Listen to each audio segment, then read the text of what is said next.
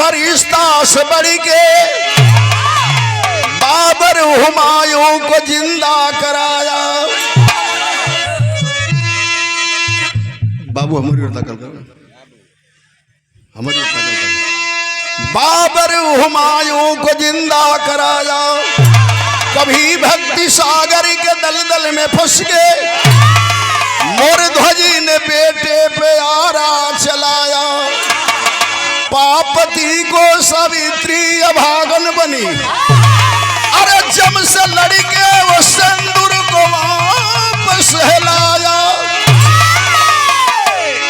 कलजुगी प्यार में एक मायस फंसी, पल में अरमान की सारी दुनिया जलाया।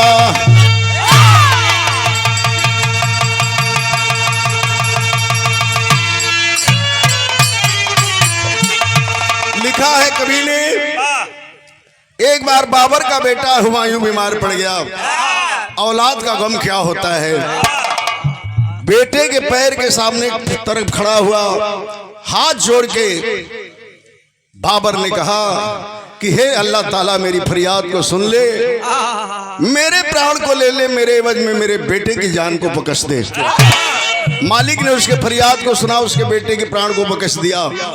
भगवान कृष्ण ने स्वयं साधु का रूप बना करके गए थे राजा मोरध्वज के यहाँ परीक्षा लेने। जिस बेटे को राजा मोरध्वज पति पत्नी आरा से चीर के मोटी मोटी मांस को पका करके सामने रख दिए, तब साधु वेश में भगवान कन्हैया ने कहा कि अपने बेटे को बुलाओ। कलेजा पत्थर हो गया। ले जाओ, कैसे बुलाऊं जिस बेटे को आरा से मैंने चीर दिया, मांस काट के बोटी बोटी पका दिया। भगवान साधु के भेष में थे, लेकिन उनके जिद करने पर जब आवाज दिए तो दौड़ते हुए बेटा आ गया। लेकिन बाहर आज का समय, आज का परिवेश क्या है। अगर प्यार नहीं है तो भुला क्यों नहीं देते। सुरेश बाबू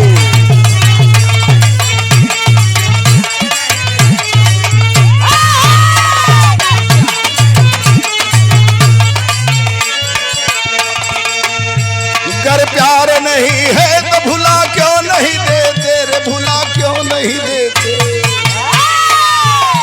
खत किस लिए रखे हो, खत किस लिए रखे हो, जला क्यों नहीं देते।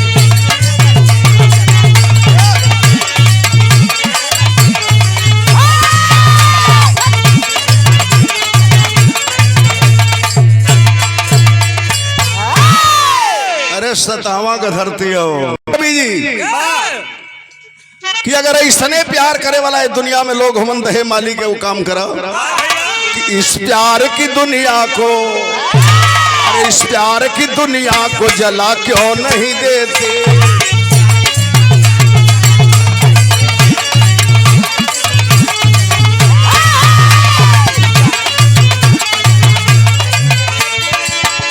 इस प्यार की दुनिया को जला क्यों नहीं देते।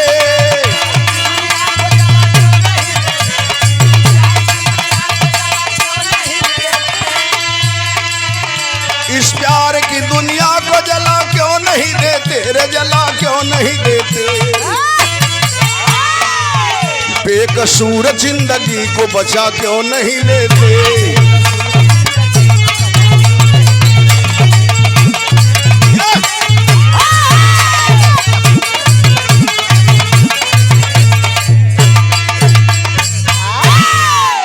से कहानी के सुनत चलाई, कहाँ का घटना बा, कैसन घटना बा।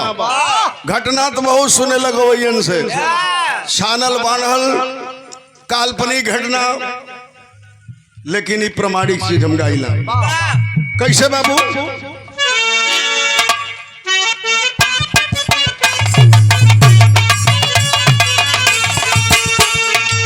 चलो पूर्वांचल के बहराइच में मैं जाता हूँ,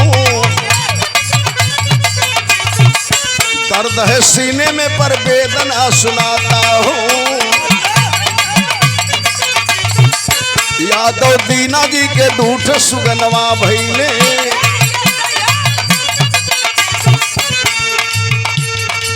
बेटा राजेश और रमेश ललनवा भैले,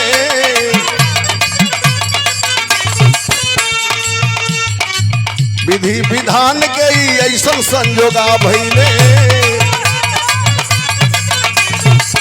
बीए पास हो रमेश दरोगा भैले,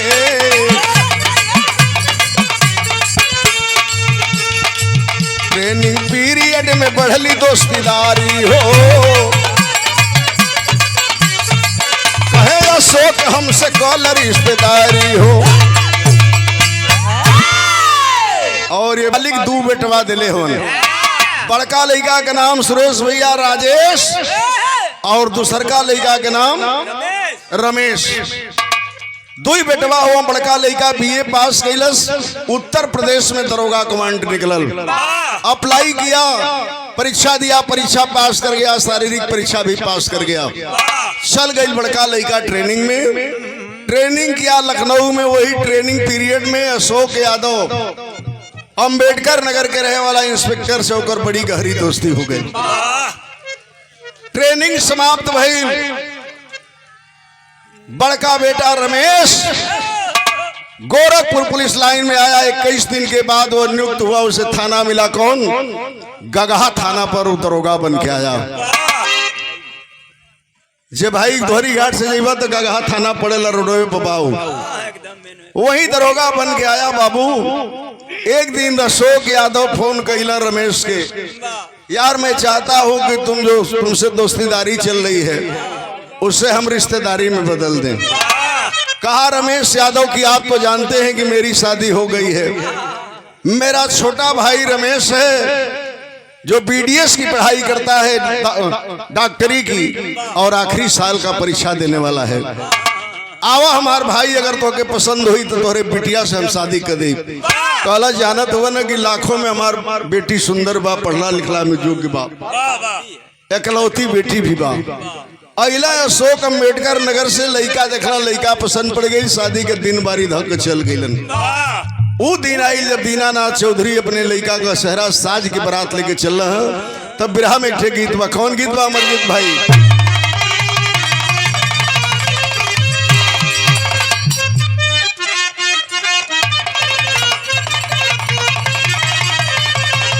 तरीसा हारमोनियम में साउंड बढ़ाओ तरीसा। एगो जमाना रहल जब लोग बारात जाओ तो डोली में दुल्हा जाओ। अब तो मैं एक 50-50 लाख की गाड़ी से लेकर जाता हूँ। कहार डोली लगा दो, उस समय माता बहन गावे, लोग कैसे गावे कि छोटी मुँह की सासू बाड़ी, छोटी मुँह की सासू बाड़ी, लम्हर दामाद हो, तनिए का निहुराय बाबू, तनिए का निहुराय बाबू, परिछब लीलार हो, तनिए का निहुराय बाबू।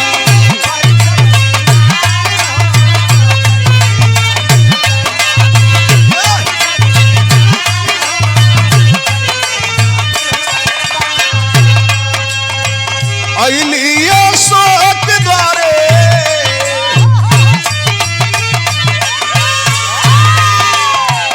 अइली अशोक द्वारे, सज के बारात हो, पूरा परदेशवा के, पूरा परदेशवा के, टूटल जमात हो, पूरा परदेशवा के।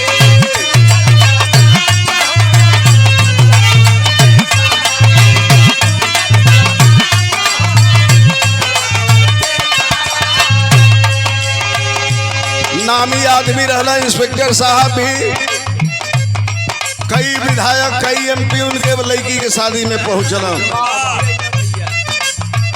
बड़ा धूमधाम से शादी भई, इकलौती बेटी के 3 ट्रक दहेज का सामान लाद के भोर में विदा कैलन है। बात कभी लिखत हवन,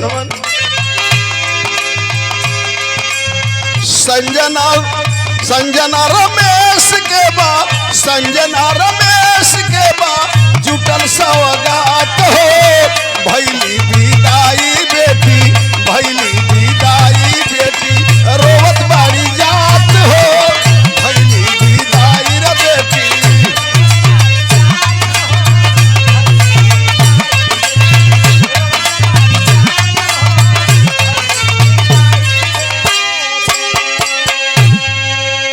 कोनो कोनो घर में कन्या उतरेली, कोनो अब सगुन हो गई तो लोग कहेला कि बड़ी कुलक्षणी बा, आ कोनो बढ़िया काम हो जाला तो लोग कहेला कि लक्ष्मी आइल बा घर में। जोन बीडीएस के परीक्षा दिल पास कर गई, भाई कहले कि भाई ऐसा ही था, भाई ऐसा दुश्मन कोई होला नहीं। बाहर बड़ा भाई जो राजेश दरोगा है वो सोचा था मन की भाई खाती कुछ कह देती। बिरहा में गीत बा, कौन गीत बा?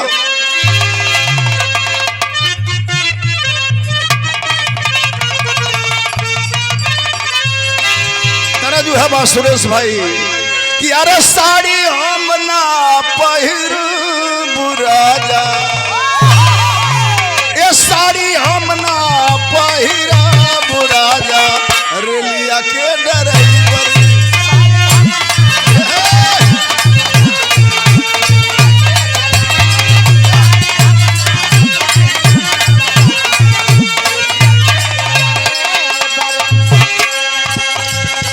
घर में आईली संजना, जबकि घर में आईली संजना हो, जबकि बन के बहुरिया।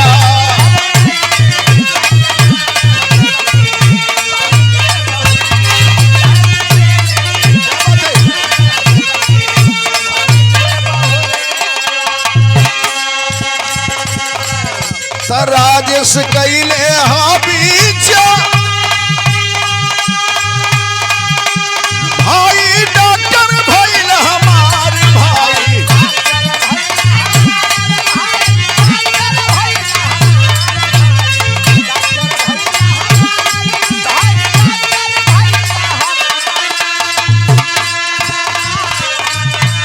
तब सजवले सपना हो जाके, तब सजवले सपना हो जाके गोरखपुर शहरिया।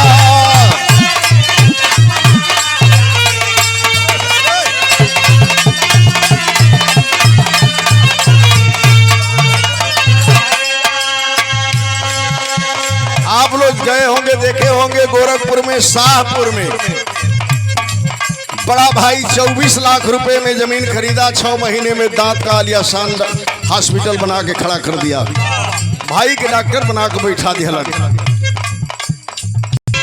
ये खुलल बढ़िया दवाखाना,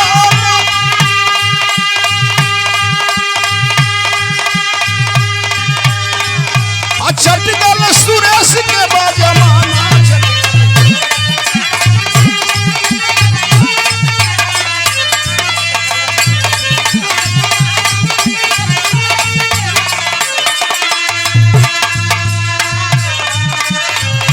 गोदिया भैले ललनार ओही, गोदिया भैले ललनार ओही गोरखपुर शहरिया।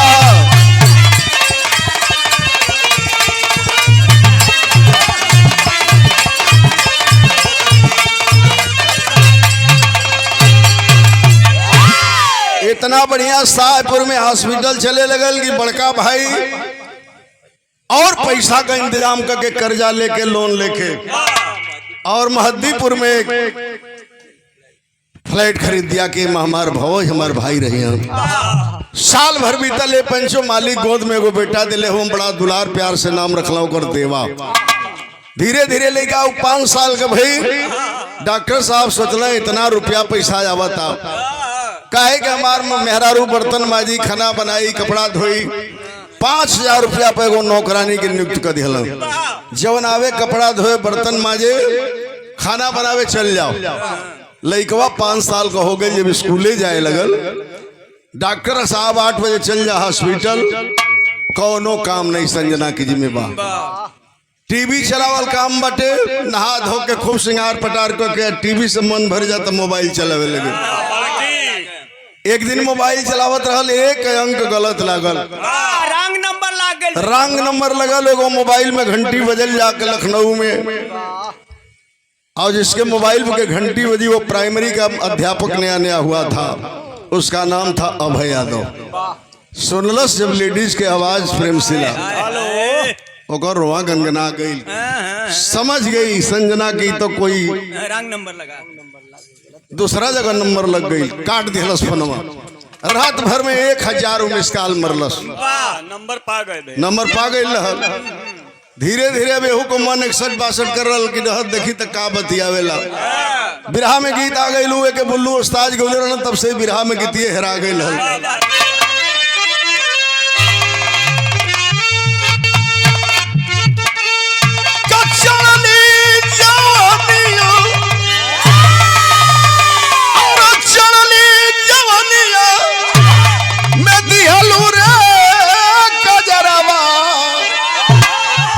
कजरवा ये भौजी जियो मारी डाले।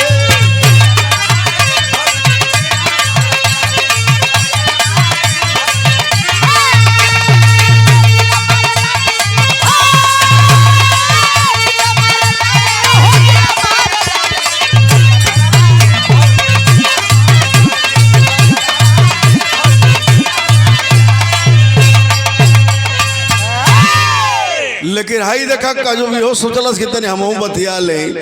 का बतियावता का भइल बाबू कि धनवा पे मनवा अरे गोरी के बाधा धाई आई अरवा होए गोयछ के भेटाई। यार मसरे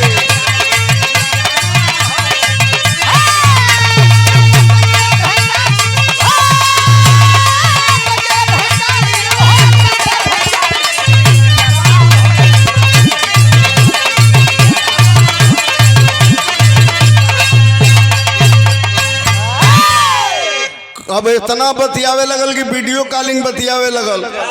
बतियावते बतियावते दोनों के दिल के गाड़ी प्रेम के पटरी पर दौड़ गई। कहाँ ले प्रेम पहुंचल कि रतिया कटे गोरी के कटनाई दिनवा आ प्रेमी के बिना ना पावे शयनवा। प्यार कल जुगिया मोबाइल यारवा हो एक दिन गोरा पुराई।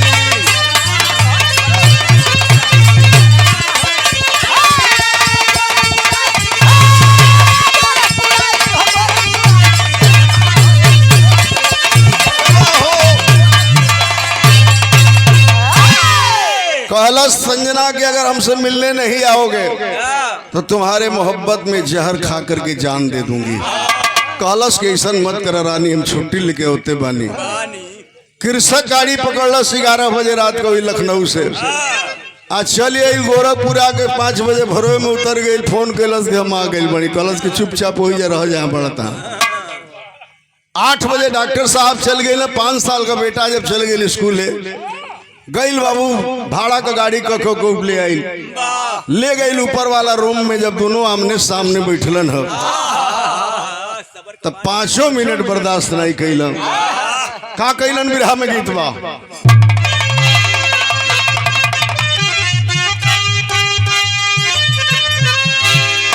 के सुतल राम अरे देखली हो सा पानवा सैया हमार जोगी रे भाई ने। अरे सैया हमार जोगी रे भाई लाई के होगा वानवा सैया हमार जोगी रे भाई ने।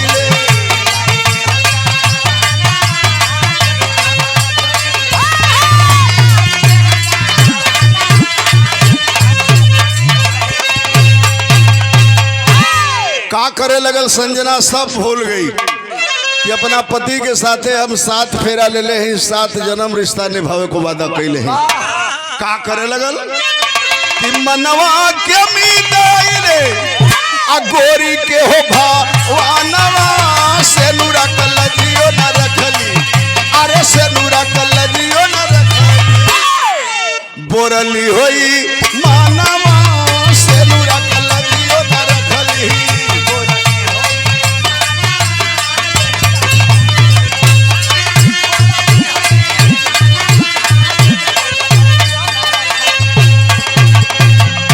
अपनी आबरूह को लुटवा देती है। कहा अब है मास्टर के हमें जाने दो। कहलस कि चल जेबो तो हम मर जाई। 40,000 रुपया निकाल के अलमारी से दिहलस। कहलस की जा कोनो होटल बुक करा लो। रात में होटल में रहिया 9 बजे, जब 9 बजे हमार पतिदेव हॉस्पिटल चल जाला, 8 बजे लड़को चल जाइए 8 बजे, 9 बजे तू हाजिर हो जाए करिया। गईल होटल बुक करा लिहलस, पैसा पोलस, का करे लगल दिन में अभय के बुलावे,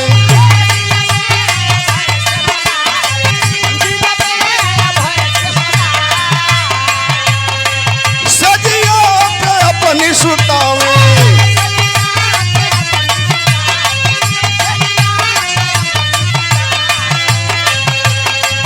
मारे जिए के दूनो खाना ले हो पारानवा, से नुरा कलजियो न रखली यार, से नुरा कलजियो न रखली, बोरली होई मानवा से नुरा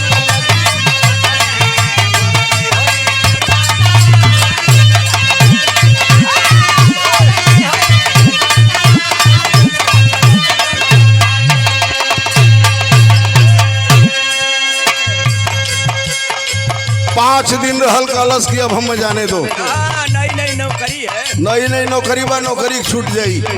हाथ गोड़ जोड़ के भाग गई। कहले कि जब प्यार में विछुड़न होती है तो तड़पन बढ़ जाले भैया, तो तड़पन बढ़ जाले। देखा कहले हम जाना था। कलश फोन करके कि अगर नहीं मिलोगे, अब जीना चाहती हूँ तुम्हारे साथ, मरना चाहती हूँ तुम्हारे साथ, तो रेलवे लाइन बजा के कट के मर जाई। कहलस कैसन मत करा, आवत है का कैलस योजना बनाई होली हली,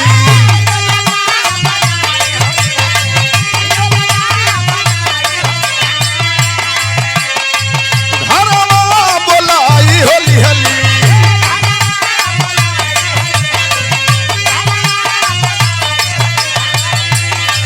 प्यार में दीवार हमारो, प्यार में दीवार हमारो, पानी हर सा जानवा, से नुरा कलजियो न रखली, अरे से नुरा कलजियो न रखली, बोरली होई मानवा से नुरा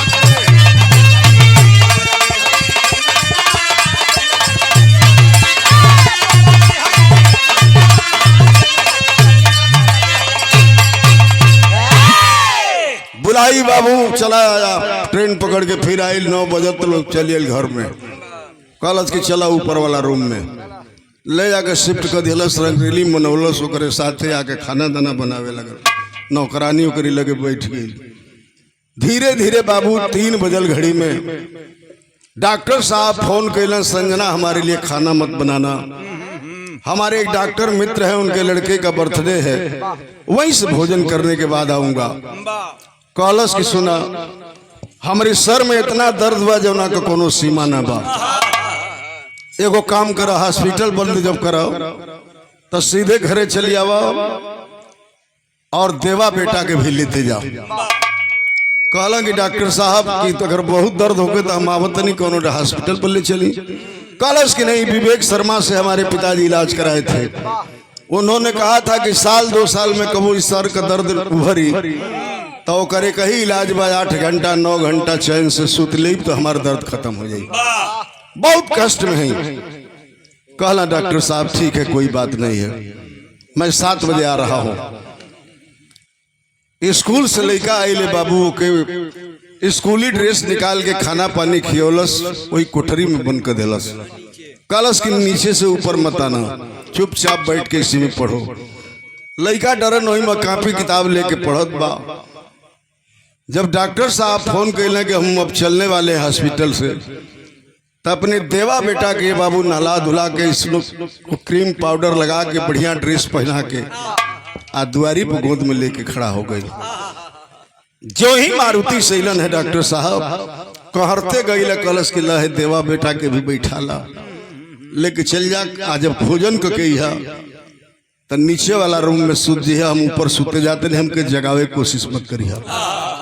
जाग जाई तो हमारा दर्द बहुत ज्यादा हो जाई, सीमा से बाहर हो जाई। कहला डॉक्टर साहब ठीक है कोई बात नहीं। गईला डॉक्टर साहब है बाबू 10 बजे रात का बेटवा के साथ अला नीचे वाली कोठरी में। डॉक्टर साहब गईला काला कि अगर ये रात के जगावत नहीं सर में दर्द बजाए तो सो रही है, सोने दीजिए, सोने से ही दर्द खत्म हो जाए। 5 साल के बचवा के लेके डॉक्टर साहब रूम में सुत गए। आज जब सुतला है तो 12 जब घड़ी में बजल अपने प्रेमी के लेके चलल है और जब दुआरी पे आइल है उस समय टेरी के शैली में कवि लिखत हुआ।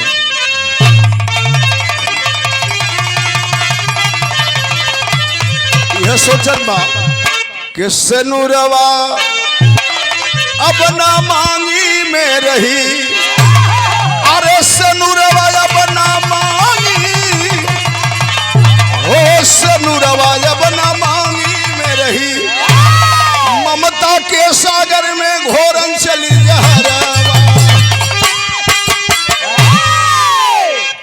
ममता के सागर में घोरन चली जहरवा, सनुरवा अब ना मांगी में रही। कॉलेज की जिस काम के लिए बुलाई हूँ उस काम को कीजिए।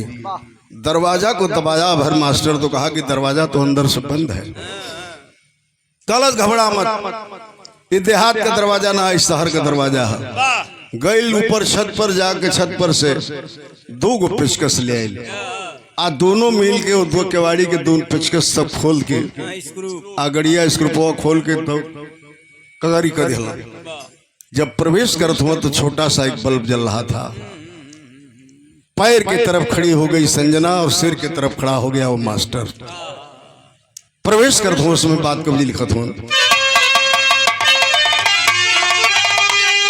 कि संजना सुरेश दोनों ए बाबू प्यार सीमा पारी कैले, आया धीरतिया के गईले वही डॉक्टर के कोठरी, काहो विधाता तो के कुछ ना सुझाता, आजू बाप बेटा सुतल रोले गहरी नींदरियो, गहरी निद्रा में बाप बेटा सोए हैं।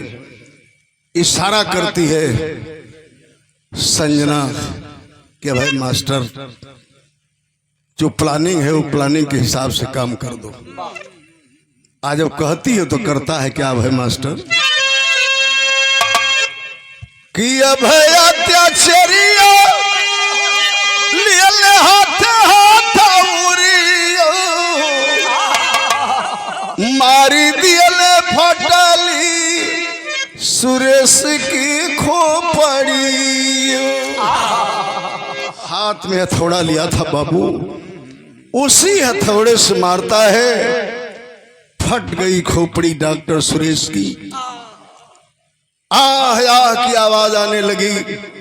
तब तक दूसरा हथौड़ा मारता है, फर्श पे बेड से गिर गए नीचे, पानी मांगने लगे। डॉक्टर साहब पानी पिला दो, पानी पिला दो। हेलो, नहीं बोलती है। डॉक्टर साहब तड़प रहे हैं, दोनों खड़े हैं। वो है आह की आवाज किसके कान में चली गई कि आह की बेदनवा से ए पंचो जागल बा सुगनावा हो, अरे मम्मी मम्मी कही के करे लागल बा गोहरिया।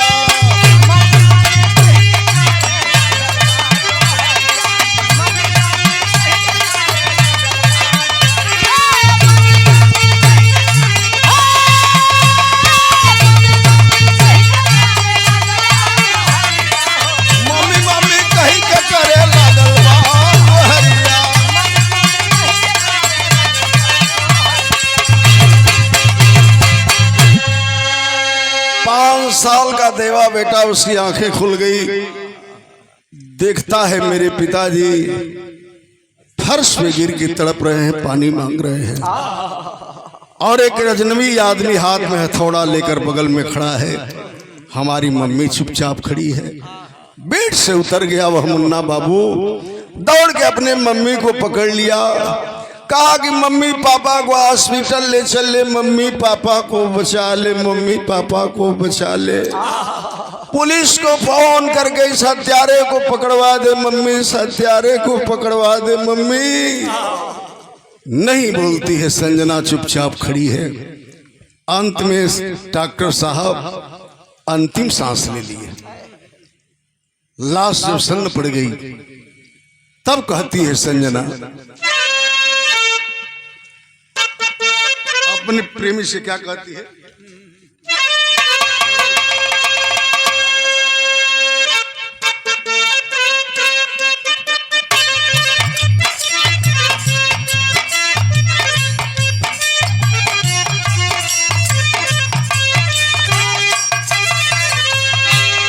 तरस के छोड़ो, क्या कहती है? तवले नागिनिया देखबा बोलली बचनिया रे, बोलली बचनिया देबे मुदाइयो के मारी।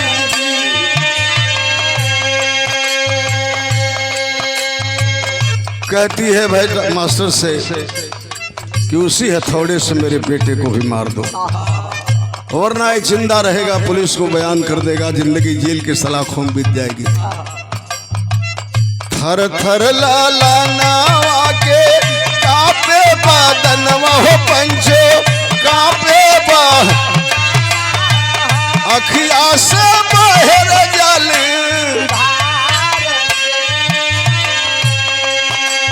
पैर पकड़ लिया, रोने लगा कि मम्मी इसीलिए न मुझे मारना चाहती है कि मैं पुलिस को बता दूंगा। नहीं बताऊंगा मम्मी, नहीं बताऊंगा कि मेरे पापा की हत्या कौन किया है। मुझे मत मारो मेरी मम्मी, मुझे छोड़ दो।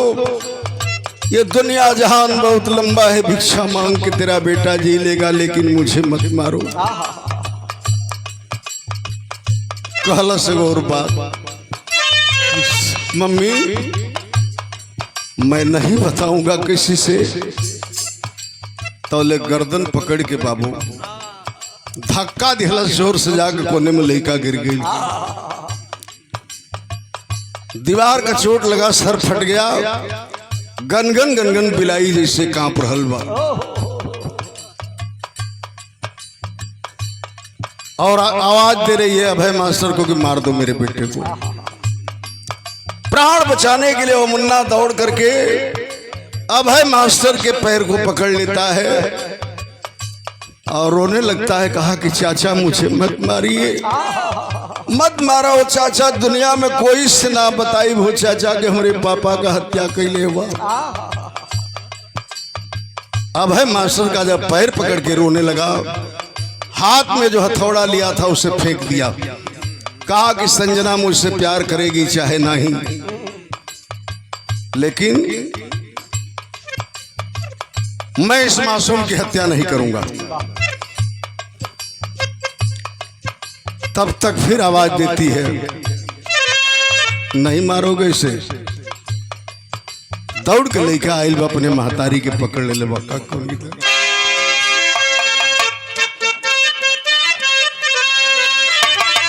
कलश की पैबू का हमारा के मारिए मायरिया।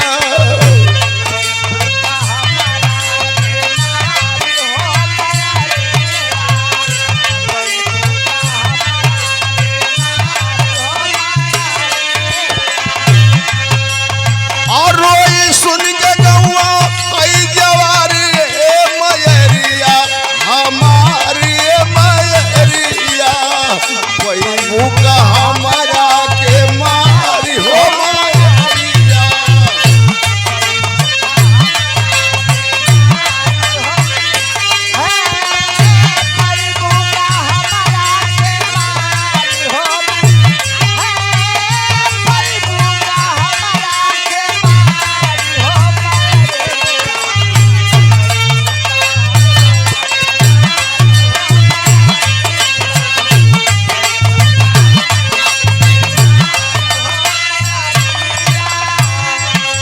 कलश की माँ भरोसा करो, तेरा बेटा भगवान से भी नहीं बताएगा इस राज को कि मम्मी ने हत्या कराई है पापा की। लेकिन सुनो माँ, एक औलाद के लिए एक माँ तो दुनिया के देवी देवता के दर पे ठोकर खाती है। और हम कौन तप कैली तोहरी गोदिया में यकीली।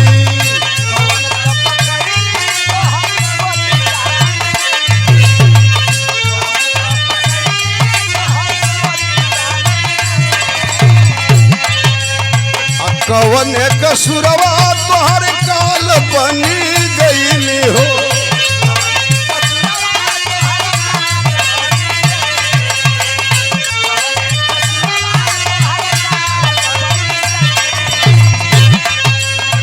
पैबू का हमरा के बिसारिए मयरिया हमारे मयरिया, पैबू का हमरा के मारियो मयरिया।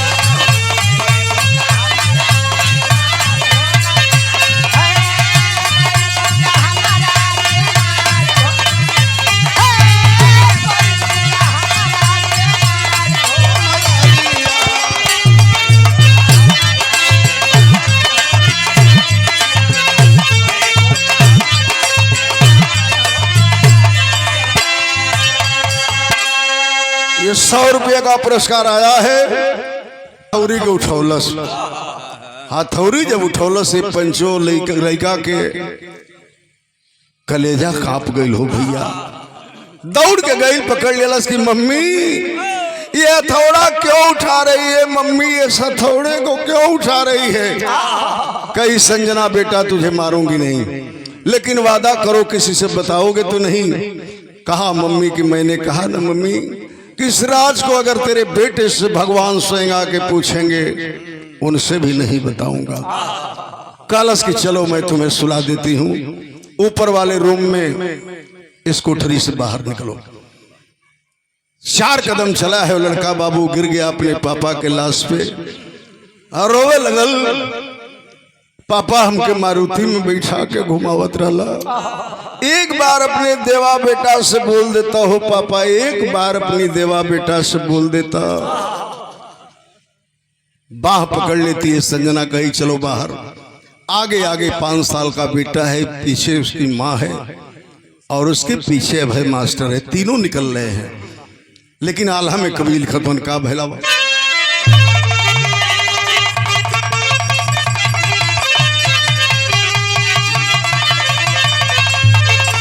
कि होलिका जरावल चहली अरे गोदी में सुगनवा बाबू।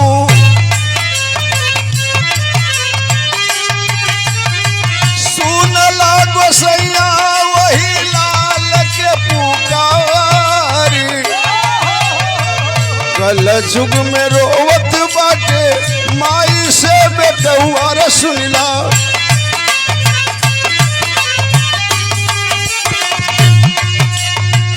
कैला ही अरवा का बजर हो करतारी।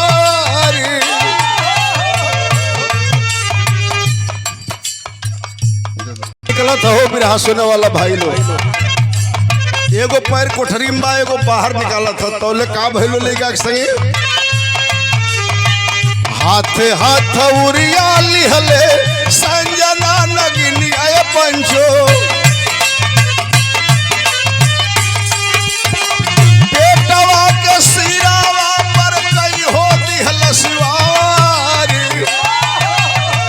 मम्मी मम्मी कही के गिरल यालहर सुगनवाए बाबू। अगला जन्म में बन बेटवा रे तोहारी। एक पैर बाहर निकाला है मुन्ना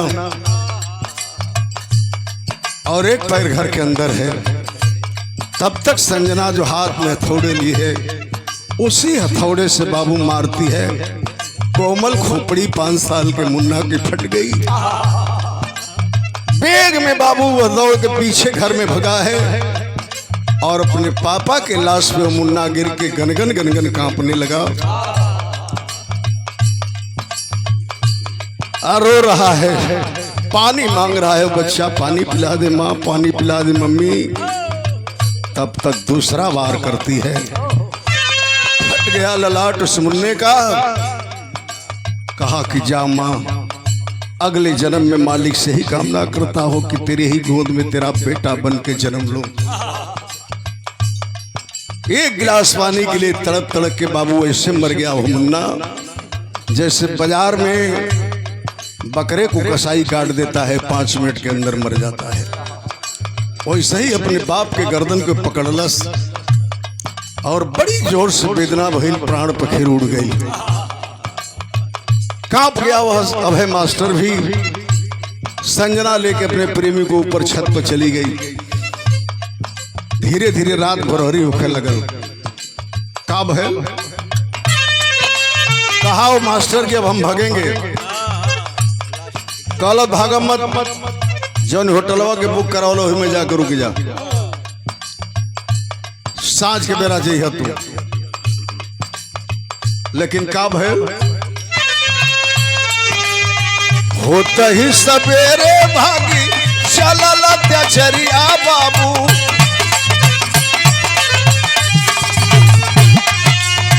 अब तनी आगावा का सुन नहीं गहारी।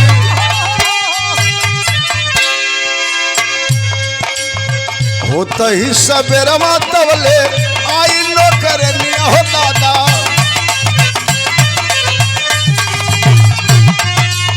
लसिया के देखी तब कई लसी हो छिघार। पुलिस का पता न तहिया मोकवे पर आई हो गईला।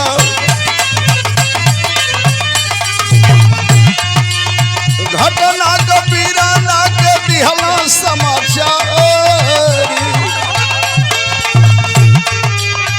हो सवेरे जब नौकरानी आवे खाना बनावे, जब नीचे प्रवेश करती है बाप बेटे की लाश देखती है उस लाश को।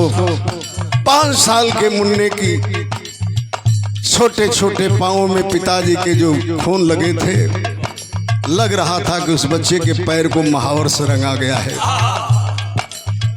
कैसा संहार के भागल हल्ला कैलस। सूचना पर पुलिस दल बल लेकर के मौके पर कप्तान पहुंचे। उस समय बड़ा भाई रमेश महाराजगंज सो था। सूचना दिहलन, भाई के हाथ से मोबाइल छूट गई। कहलस कि जौना भाई खातिर हॉस्पिटल बनवली, लोन लेके फ्लैट खरीद ली, आज ले कर्जदार रही, भाई से कबो 1 रुपया कहली ना। आज हमारो भाई भतीजा साथ छोड़ के चल गई। फिर कप्तान साहब ने फोन किया, कहा कि पुलिस के जवान हो, हिम्मत से काम लो। कहा बड़ा भाई कि जब तक परिवार के लोग न आ जाए लाशों को उठवाइएगा मत। खबर गई बाबू बहराइच में। दीनानाथ पिताजी, माता बागेश्वरी देवी, गांव के प्रधान, 10-20 लोग 2-3 गाड़ी करके चल दिए। लोग आए, लाशों को देखे। गश्त पर गश्त परिवार के लोगन के आवे लगली। का करे लगल?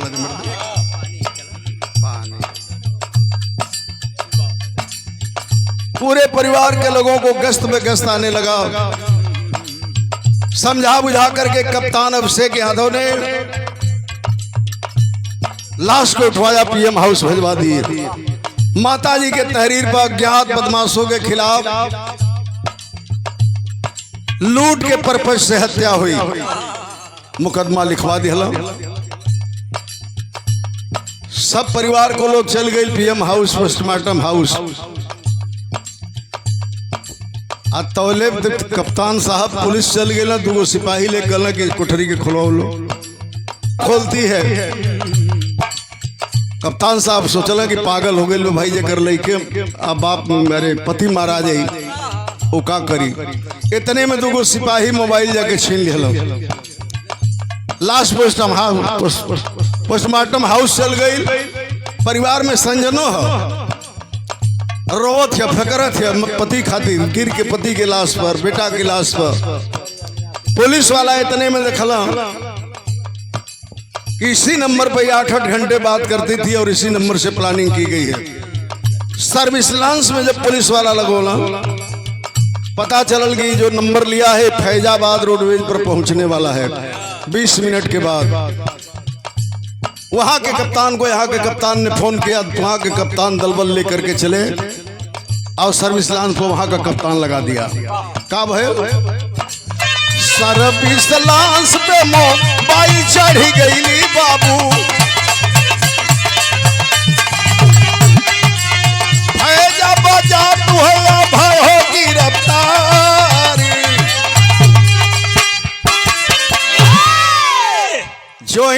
फरीदाबाद बस से पहुंचा है। वहां के कप्तान ने उस गाड़ी को रुकवाया, एक एक आदमी को नीचे उतार के मोबाइल से ट्रेस किया। अभय मास्टर गिरफ्तार हो गया।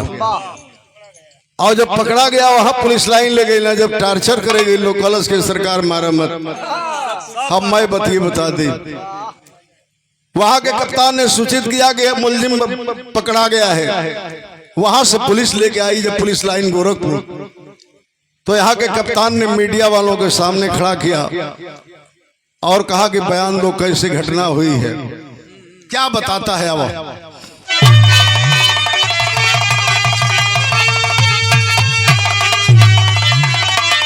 कहलस की प्यारी में अरे पागल हमर हई कैली मनवा, खाली डॉक्टर वही सुरेश के हम मरली जनावा।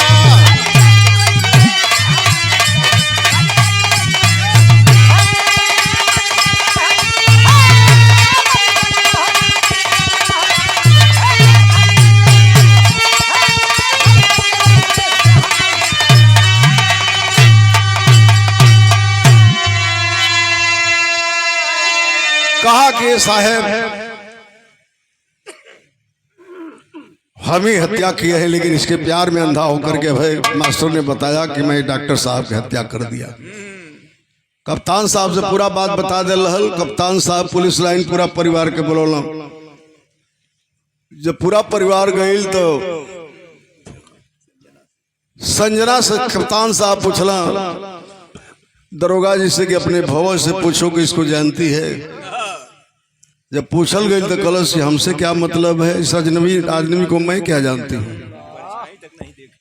कहला कि अगर पुलिस डिपार्टमेंट की परिवार की नहीं होती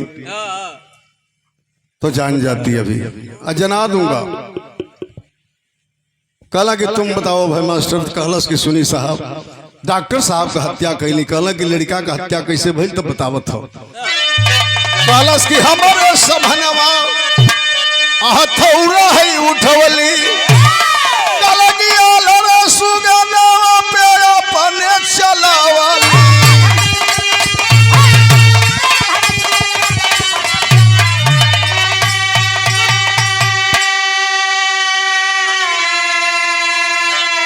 कला अपने हाथे अपने कुल के है डुबवली चनवा, खाली डॉक्टर वही सुरेश के हम मरली जनवा। कहलस की साहेब हत्या तो कर दिया डॉक्टर साहब की। उस रूम का वह मंजर मेरे आंखों के सामने नाचता है। जब संजना ने अपने 5 साल के बेटे को धक्का दिया, कोने में गिर के बिलाई जैसे गनगन गनगन कांपने लगा। हमें 4 बार कही कि मार दो मेरे बेटे को। पैर पकड़ के वह मुन्ना रोने लगा। मोती जैसे आंसू मेरे पैरों पर बरसाने लगा। मेरा कलेजा द्रवित हो गया। ऐसा है मैं हथौड़ा हाथ से फेंक दिया कि संधा प्यार के जाल में फंस के मैंने डॉक्टर की हत्या किया, लेकिन इस मासूम की हत्या नहीं करूंगा। ए साहब, अपने माँ से मुन्ना कहा था कि इस राज को भगवान से भी नहीं बताऊंगा। पुलिस तो दूर की चीज है, माँ मुझे मत मारना, मुझे मत मारना। मैं भी नहीं समझ पाया। ये साहब उस कोठरी से निकल रहा था मुन्ना, अचानक उसी हथौड़े से संजना ने अपने बेटे के सर पे वार कर दिया। पानी मांगते मांगते अपने पापा के लाश पे दम तोड़ दिया। तब कप्तान साहब कहला कि अब बताओगी इसे पहचानती हो कि नहीं, कि 3rd डिग्री लगवा दूं। तब कबूल करती है कि मैंने प्यार में अंधा होके किया है। जौन मुकदमा लिखाई लहल, कप्तान साहब तुरंत उस मुकदमे को स्पंज करा दिए और उनके माता बागेश्वरी देवी के दूसरी तहरीर पे संजना और अभय मास्टर पे धारा 302 के तहत मुकदमा दर्ज हुआ। दोनों को हथकड़ी लगी और जिला जेल में जब जाने लगे तो गोरखपुर की जनता एक आवाज दे रही थी, क्या कि ऐसा प्यार करे, ऐसा प्यार करे वाली अगर मिली है हर जाई। अरे बेटवा जन्म लेके कही कैसे माई हो।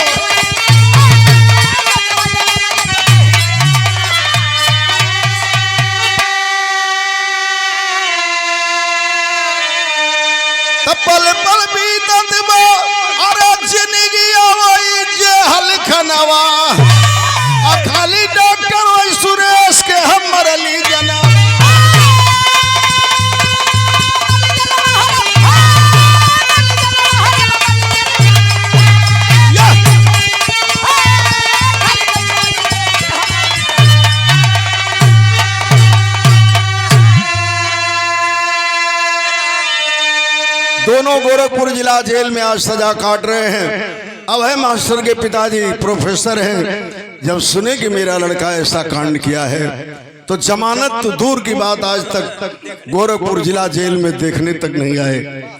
और अशोक भी अपनी बेटी को आज तक देखने के लिए नहीं आए। जो किसी भाई के हित मीत रिश्तेदार के मुजरिम हो गए गोरखपुर जिला जेल में, अगर भेंट करे देवा दोनों के पूछ देव तब पूरा कैदी बता दी है। यही से कभी कहानी का अंत करते आवा। जय दिखाड़ स्वामी गुरुजद्दू किलहराती फुलवारी त्रिशी स्नेही श्री नारायण संगमी तवा